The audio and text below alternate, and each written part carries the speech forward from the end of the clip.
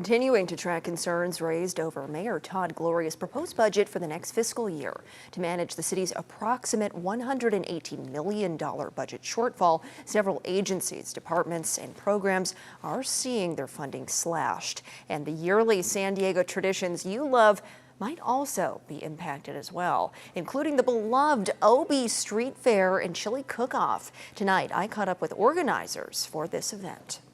I owned an art store. Oh, okay. Called Cabrillo Art Center. Longtime OB resident and executive director for the Ocean Beach Main Street Association, Denny Knox, says events like the OB Street Fair and Chili Cook-Off are economic drivers for the neighborhood and the city. She estimates 30,000 people attend the fair every June. You want to keep those events going. You don't want to cancel those events. Mayor Gloria's proposed budget for fiscal year 2027 effectively eliminates nearly all arts and culture grants that parades, festivals, and street fairs rely on. And I don't think anybody was expecting 100%. We expected it to be cut, but not eliminated. She tells me in recent years their funding is slashed every year, yet their expenses keep jumping. Yeah, our police bill is quite high.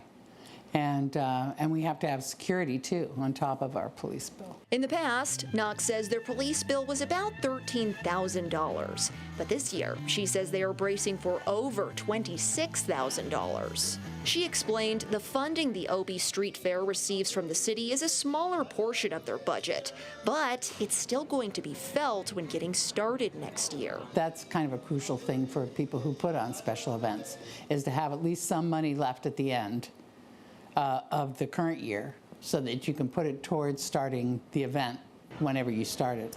And we start the street fair in January, so we would build from there. And having our budget cut means we probably won't make any money on the street fair this year because it's sort of last minute. For now, the fair is not in jeopardy, at least not this year or next. We'll scale it back to the point that we need to scale it back in order to have it. This morning, I reached out to the city and Mayor Todd Gloria's office. I have not heard back by showtime, but previously, the mayor's administration has framed the reductions to arts and culture as hard choices needed to prioritize other areas, such as public safety and addressing homelessness.